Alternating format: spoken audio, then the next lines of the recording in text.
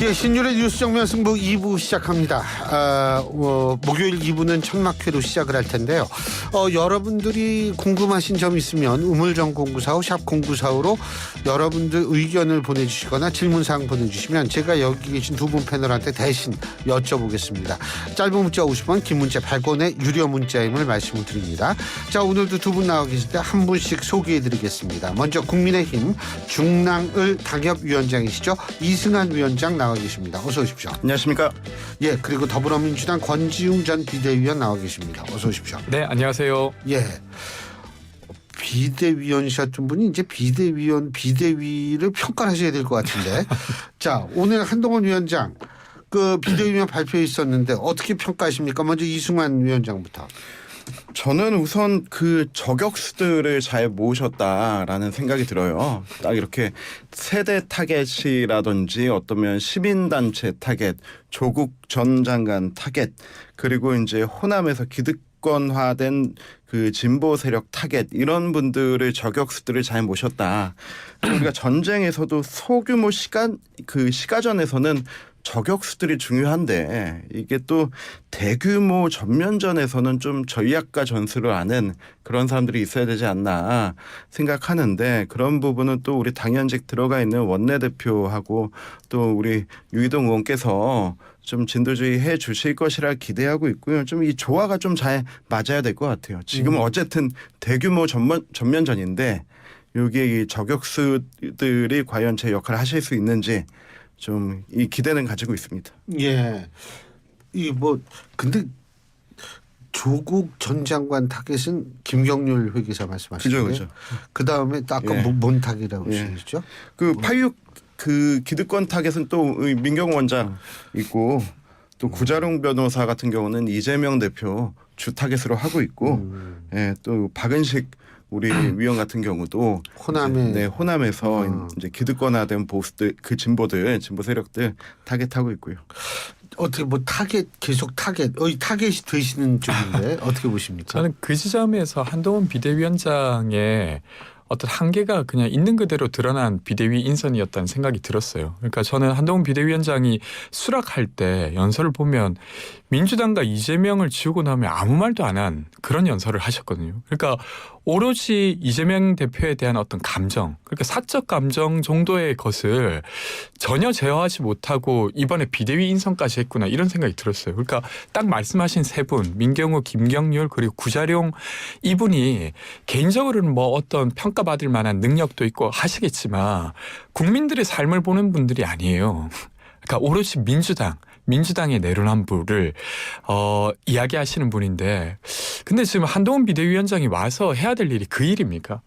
그러니까 지금 국정의 어떤 무능, 내로남불, 이걸 바로잡길 국민들은 바랄 것 같은데 금연은 하나도 없고 민주당만 쳐다보고 계신 거죠. 그래서 비대위도 뻔하구나. 결국 그냥 민주당만 찍어내리면 본인들이 이길 거라고 생각하는 그런 얄팍한 수로 무슨 수로 국민들을 이끌고 국가를 이끌겠습니까? 저는 잘 안 될 거라고 봅니다. 근데 이게 지금 당연직으로 2명은 들어가 있지만 비정치인이 굉장히 많은데 타겟은 잘할 수 있지만 또 정치에는 로직이 있는 거 아니겠어요? 그 어떻게 잘할 수 있을까요? 우선 국민적 기대가 모이고 있는 것에 대해서는 평가받아야 된다고 보고요. 또 그런 관심이 모이고 있죠. 네, 또 우리 앞에 권지웅 의원께서 세 분 얘기하셔서 이분들이 누구만을 타겟을 하고 있다. 근데 이분들이 최근에 그게 모습인 거고, 우리 민경호 원장 같은 경우는 원래 민자운동의 대부 아니었습니까? 진짜 민주주의가 뭔지를 좀 얘기할 수 있는 분이고, 김경률 회계사 같은 경우도 참여연대에서 그 책임 있는 그 임원 아니었습니까? 이분이 진짜 시민사회가 무엇인지를 좀 말할 수 있는 분 이고, 구자룡 변호사도 이재명 대표 비판하고 비난하기에 앞서서 법치의 중요성을 먼저 얘기하는 분들입니다. 이분들이 그 최근의 행보보다는 그 행보를 가지게 된 어떤 그 근본적인 이유들, 이게 이분들이 비대위원을 수락한 이유라고 생각하고요. 이런 부분들이 이제 종합예술인 정치를 통해서 드러나게 될 거라고 기대합니다. 공관위원장은 누가 돼요? 인유한 위원장도 얘기 나오고 하는데, 저는 인유한 위원장이 하셔도 좋다고 생각하는데, 저는 국회의원 인유한을 좀 보고 싶어요. 뭐 어떻게 될지는 모르겠지만은 그분이 진짜로 그 국회 안에 들어가서 활동하시는 모습을 보고 싶고요. 공관위원장 같은 경우는 이제 비대위원장에게 정권이 넘어갔기 때문에 그분이 좀 발표하시게 놔두고 싶습니다. 민주당은 공관위원장 얘기 어떻게 나오고 있나요? 뭐 몇몇 분들 거론되던데요. 근데 그게 네. 이 당 내 인사가 아니라 당 밖의 인사를 그렇죠. 이재명 대표는 선호하는 모양이더라고요. 네, 그 전에 이제 혁신위원장 할 때 만났던 그 그룹 분들 중에 몇 분이 교수님들이 언급이 되더라고요. 그래서 근데 어떻게 될지는 좀 모르겠는데 이제 곧 나오지 않습니까? 다음 주 정도면 발표가 될 거예요. 많이 뭐 우리가 모르자면 가정이 있지만 이쪽도 원외 이쪽 당 밖의 인사 이쪽도 만약 당 밖의 인사라면 이게 사실 정치판에서는요 이런 거 있잖아요. 내 돈 띄어먹은 사람은 내가 용서할 수 있어도 공천 문제에서 날 떨어뜨리는 자 이건 절대로 용서 못하는 게 이 정치판인데 과연 당 밖 인사가 그러한 살벌함을 극복할 수 있을까? 옛날엔 진짜 살벌했거든요. 한 몇십 년 전에는. 어떻게 제가 표현을 못하는데 네. 진짜 살벌했는데 그거 가능하다고 보세요? 이게 사실 네. 종합 예술이 아니라 이건 네. 고도의 이 어떤 그 기술이 필요하죠. 네. 잘라내기와 덧붙이기 뭐 이게 중요한데 지난번 우리 당 그 김용호 전 의장과 그리고 이제 김세연 의원과 이런 분들이 공관위에서 굉장히 힘을 많이 썼었는데 이때 저도 하루하루 어떻게 바뀌었는지 보면은 정말 치열했어요. 그때 이제 다시 되돌아 생각해 보면은 새로운 보수당하고 범시민계하고 합쳤잖아요. 합쳐서 이제 공천을 줘야 되는데 좀 새로운 보수계 그쪽에 의원들이 많이 공천을 받으니까 엄청나게 이제 기존 자유한국당 의원들이 반발이 있었어요. 근데 그때 마침 코로나가 터져서 막 5일씩 10일씩 막 중단되고 있었는데 그 사이에도 엄청난 암투들이 있었거든요. 근데 그 정치적 압박감을 극복할 수 있는 사람이거나 혹은 그 압박감을 체감하지 못할 정도로 아예 외부인이거나 둘 중 하나여야 되는 거죠. 저는 공천관리위원장 관련해서는 사실 당의 질서라든지 정치를 좀 아시는 분이 하는 게 더 좋겠다는 생각이 듭니다. 왜 그러냐면 그러니까 당 밖에서 오게 되면 이해관계가 없다는 이점은 있지만 사실은 당내 세부적인 조정을 하지 못하기 때문에 결국 어떻게 되냐면 그 공천 실무를 하는 사무총장이 거의 대부분을 결정하게 돼요. 그러니까 당 밖에서 오게 되면. 근데 사실 지금 민주당이든 국민의힘이든 혁신 공천이 좀 필요할 때입니다. 그러니까 21대 국회에 대한 평가가 썩 좋지 않아요. 그러면 그런 것들을 좀 제대로 바꿔내려고 하면 사실 지금 예를 들면 다음번에 출마하지 않는 국회의원이라든지 이런 사람들이 자신 손에 피 묻힐 생각하고 해야 이게 좀 변할까 말까 한데 그게 아니라 그냥 당 밖에 있는 분 모셔다가 사실 얼굴 마담으로 쓰게 되면 혁신 공천은 불가능해지는 거죠. 옛날에 그 한나라당의 김문수 네. 전 경기도지사님이 공관위원장 할 때 집에 한 달 동안 안 들어갔다는 거 아니에요. 왜 왜냐하면 아니 하도 뭐 혹시라도 무슨 청탁 같은 거 들어오고 뭐 여러 가지 들어올까봐 아예 그냥 연락 다 끊고 집에도 안 들어갔다는 거 아니에요. 근데 사실 공관위원장이 그렇게 힘든 자리인데 그 당의 인사들이 들어가지고 야 그 좀 그럴 텐데 아니 그건 그렇고 그 이준석 전 대표 탈당하고 이제 신당 만든다는 거 아니에요? 네. 예 어떻게 보셨어요? 저는 어제 그 탈당 이제 그 생중계 전에 온라인으로 그 현장 보여주는 것들을 좀 보고 있었는데 갈비집이요? 예, 갈비집 현장을 좀 봤는데 역시 10년 넘게 한 지역구를 지켰으면은 좀 이렇게 같이 응원해주고 호응해주고 좀 말리거나 하는 지역 주민들이 좀 보여야 되는데 기자들이 더 많이 보였다. 기자들이 물론 언론에 관심이 많은 것도 중요하지만은 이준석 대표의 정치는 항상 그랬던 거예요. 주민들을 직접 상대하고 그 주민들을 어떤 그 주민들과의 소통이나 그들을 감화시키기보다는 중앙 언론을 향해서. 그래서 저는 상계동에서 하는 부분에 대해서 굉장히 기대가 됐는데 이준석의 눈물도 있을 것 같은데 이준석의 눈물보다 그 상계동 주민들의 눈물이 더 중요하다. 근데도 역시 중앙을 향한 것이었다라고 하는 게 좀 첫 번째 느꼈던 포인트고 두 번째 포인트는 이제 콜로세움이 아니고 아고라에서 모이자라고 하는 얘기를 했었어요. 근데 저는 그 콜로세움의 막시무스가 이준석이었거든요. 자신의 정치적 자산을 포기하겠다고 했는데 자신까지 포기하면 안 되는데 자신이 그 콜로세움에서 피철갑이 되게 싸웠던 거는 지금 그대로 잊어버리고 이제 좀 아고라에서 우아하고 고상하게 모이자 하는 그 얘기가 좀 진정성이 그렇게 좀 와닿을까 하는 그런 느낌은 있었습니다.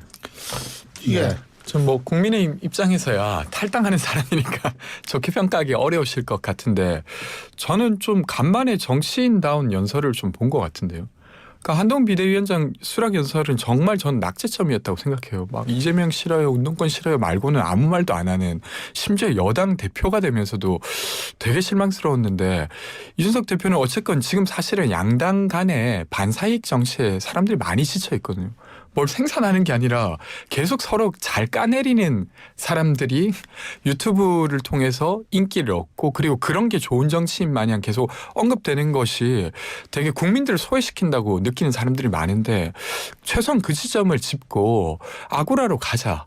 거기서 이야기 좀 해보자. 이런 이야기 자체는 저는 이준석 대표의 정치 비전엔 동의 안 하는 편인데 그런 식의 정치인의 모습은 되게 좀 높게 평가할 만했다 싶었습니다. 저는 아고라라고 그래서 다음 아고라 예전에 그거 생각났는데 아니 그래서 그 국민의힘은 좀 손해 볼 것 같아요.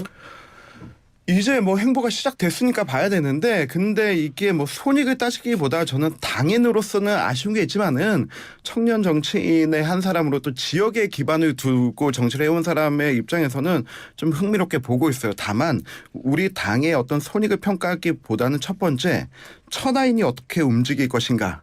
그리고 두 번째 현역 의원들 중에 동조할 사람이 얼마나 있을 것인가. 세 번째 제3지대와 협력될 수 있을 것인가. 네 번째 이낙연 신당과 교류될 수 있을 것인가 하는 이 범위를 넓혀가는 과정에서 과연 포용하고 수용할 수 있는지 그런 부분이 한 단계 한 단계 올라갈수록 좀 그 평가의 가치가 생길 거라고 봅니다. 아니 그 움직이는 현역 의원이 있을 거라고 보세요? 없을 거라고 봅니다. 없어요. 천하인. 예. 지금 상황으로는 그렇게 의미 있는 움직임은 없을 것 같아요. 이낙연 신당은요. 거기는 이 앞에 전제 조건들이 모여왔을 때 이낙연 신당과의 시너지가 있지 그거 없이 이준석만 오게 되면은 그거는 그렇게 큰 시너지가 없을 것 같아요. 그렇다면 결국 시너지가 별로 없을 것이다. 네. 그래서 국민의힘한테 큰 손해가 아닐 것이다. 우선은 그렇게 봅니다. 오케이. 자, 이거 일각에서는 말이에요. 이 이준석 신당 나오면 민주당 표 까먹는다는 얘기도 있어요. 어떻게 보세요? 그렇죠. 아니 저는 좀 유익 있게 봐야 된다고 생각하는데 민주당 입장에서 왜 그러냐면 물론 이제 저는 신당을 만드는 게 당원들만 모아서 되는 게 아니라 총선에 출마할 후보들을 모아야 됩니다. 근데 후보 입장에서는 인생을 건 게임이기 때문에 저는 후보 모으기가 쉽지 않겠다 싶어요. 그러니까 물론 이제 이준석 전 대표 말로는 뭐 7, 80명 있다고 하지만 그 사람들이 진짜 등록할지 안 할지는 가봐야 아는 거라. 근데 그런 얼마죠 지금 그 후보 등록? 300만 원인가? 300만 원인가요? 예. 아니 1,500만 원 기타금 내야 되고 근데 이제 뭐 그 돈 때문이라기보다는 그 신당의 후보가 된다고 하는 건 정치적으로 여러 가지를 걸어야 되기 때문에 쉽지는 않을 거다 싶은데 근데 그 가능성의 영역 빼고 만약에 당을 꾸린다고 하면 저는 민주당에게 되게 위협적이라고 생각합니다. 왜 그러냐면 사실 수도권은 박빙인 곳이 많아요.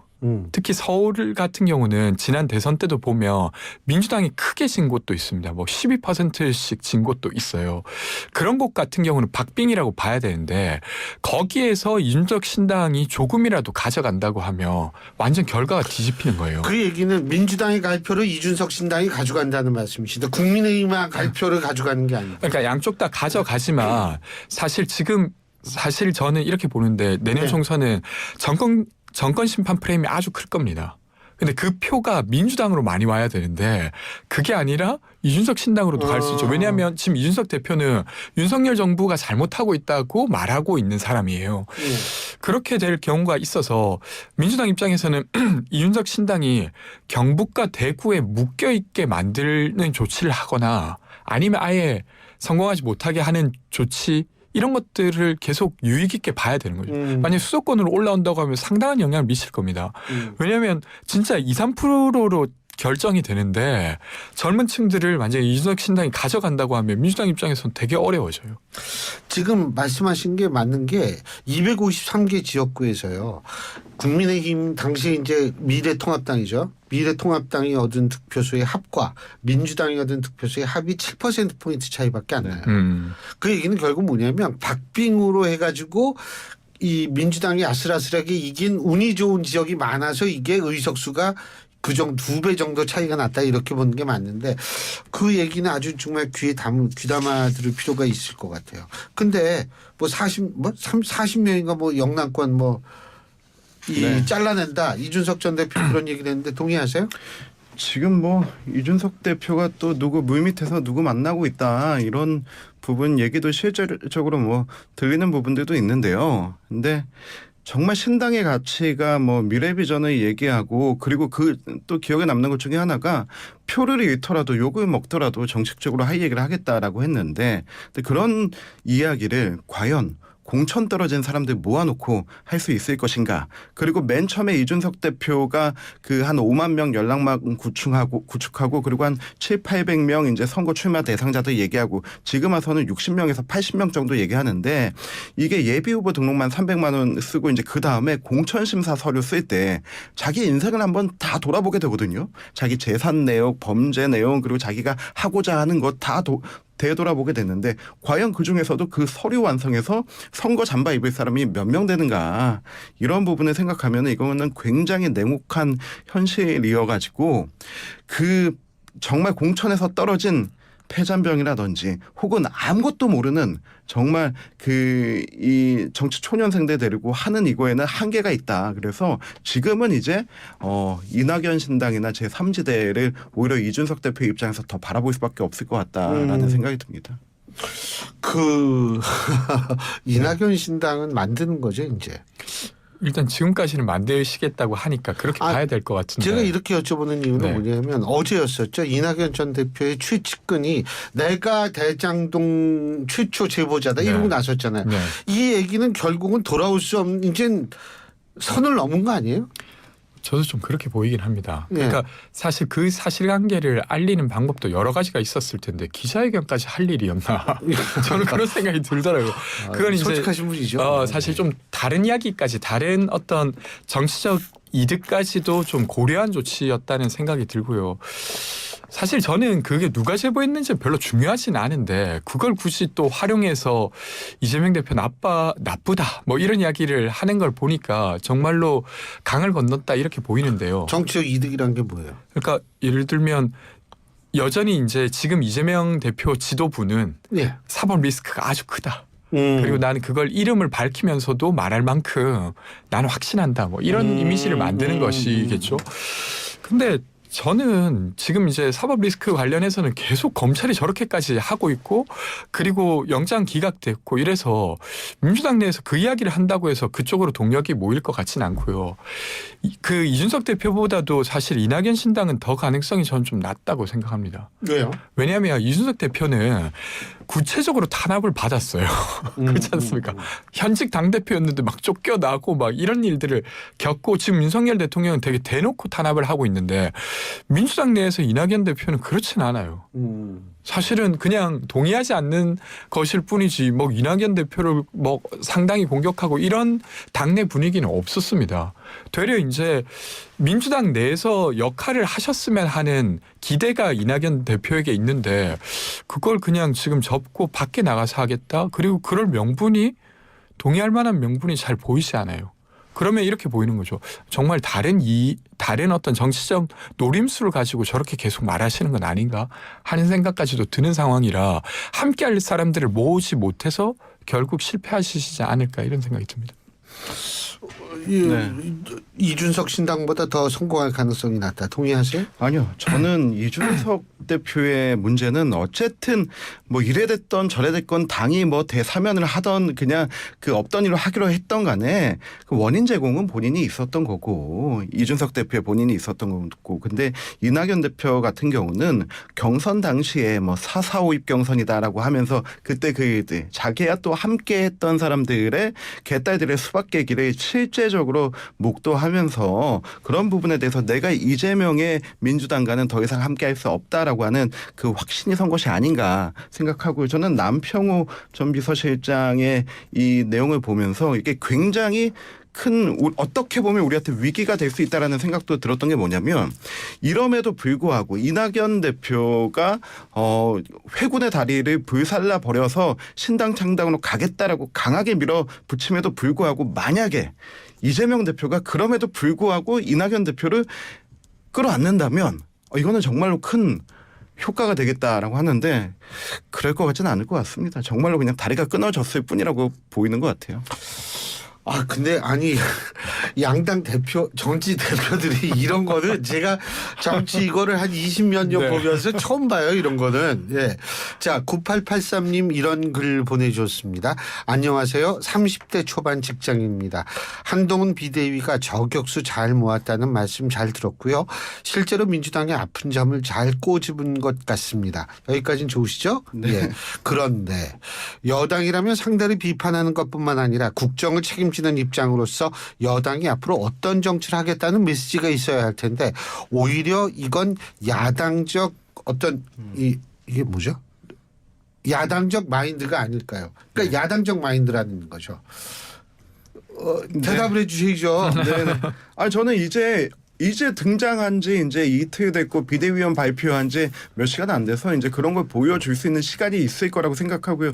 지난 4년 전 기준으로 그 양당이 1호 공약 발표한 게 총선 1호 공약 발표한 게 1월 15일이었습니다. 이때 제가 이 1호 공약 발표를 보고 굉장히 좌절했었는데 민주당의 1호 공약은 무료 와이파이 공공 와이파이 확대였어요. 국민들이 체감할 수 있고 실제로 느낄 수 있는 것이었거든요. 정의당 같은 경우는 뭐였냐면은 그 청년 기본 자산 3천만 원. 약간 포퓰리즘처럼 느껴지긴 하지만 청년들에게 기본 자산 주는 게 필요하다. 근데 그때 우리 당의 1호 공약은 뭐였냐면 공수처 폐기였어요. 과거에 매여 있구나. 우리 당은 정말로 미래로 나가지 않는구나라고 보였는데 저는 지금부터 이제 새로운 비대위가 좀 그러한 저격수만 모아놓은 거 아니야? 이재명과만 싸우는 거 아니야? 이때 좀 그런 정책 대안들을 보여준다면은 충분히 반전시킬 수 있을 거라고 기대합니다. 저는 비전을 안 보여주실 것 같은데요. 그러니까 정책 모아서 발표는 하겠지만 지금 수락 연설할 때 모습 그리고 비대위 인선 그리고 그 외에도 인터뷰하시는 걸 보면 그러니까 이게 정치 지도자의 면모가 전혀 보이잖아요. 그러니까 이재명과 싸우는 사람이 그냥 여당 대표가 돼버린 것 이상 이하도 아니다 이렇게 보이고 이건 이제 여당의 불행이죠. 그러니까 민주당 가지고 계속 이야기하겠지만 그러면 그럴수록 국민들은 소외되는 겁니다. 그러니까 좀 지금 국정 운영에 대한 어떤 비판 그 내로남불과 무능을 어떻게 개선할지 좀 하루빨리 찾으셨으면 좋겠습니다. 자, 간단하게 쌍특검 거부권 행사한다는 거 아니에요? 예? 그 이유는 어떻게 굴러가는 거예요? 저도 이 부분에 대해서 고민 많이 했어요. 근데 예. 지금 선거 상황이나 뭐 국민 여론으로 봤을 때 김건희 여사 특검 받아야 되는 거 아닌가 이 생각했었는데 이게 뭐 여태까지 비난 기사들 많이 나와서 덧붙이지는 않겠지만은 법치적으로 원리적으로 이것은 맞지 않는 겁니다. 그 맞지 않는 것을 우리가 총선에 유리하기 위해서 일단 받자라고 하는 것 자체가 저는 법치를 유린하는 거라고 봅니다. 좀 뭔가 더 힘들어지고 좀 어렵다 하더라도 이 부분에 대해서 법치와 원칙에 맞지 않는 거는 그냥 아니다라고 거부하는 게 오히려 그냥 우리 정당한 모습이 아닐까 합니다. 예. 완전 내로남불이라고 생각하는데요. 50억 특검 같이 하자고 한 거 아닙니까? 예. 네, 근데 지금 그거 표결할 때 뛰쳐나갔어요. 그리고 김건희 여사는 그래서 혐의가 없으면 무혐의 처분을 내리면 되죠. 근데 그걸 안 하니까 지금 특검까지 온 거예요. 그리고 특검은 훨씬 더 미리부터 시작할 수 있었습니다. 그러니까 특검이 시작되면 70일밖에 안 하기 때문에 먼저 시작해서 벌써 끝났어요. 근데 그걸 질질 끌고 와가지고 지금 총선 때 가지고 온 건 국민의힘이고 진짜 한동훈 이제 사실 정 검사가 정말 내로남불을 잘하구나 이런 생각이 들던데 김건희 여사 주가 조작 관련해서 되게 혐의가 있음에도 불구하고 그거 왜 수사 안 합니까? 정말 말도 안 되는 일이 수사 2년 동안 했죠. 알겠습니다. 수사했죠. 자, 무혐의 처분 하셨어요? 저 안 하셨잖아요. 다음번에 계속 싸우시고요. 오늘 두 분 말씀 여기까지 듣겠습니다. 고맙습니다. 고맙습니다. 네, 감사합니다. 예, 지금까지 국민의힘 이승환 중랑을 당협위원장 그리고 더불어민주당 권지웅 전 비대위원 두 분과 함께했습니다.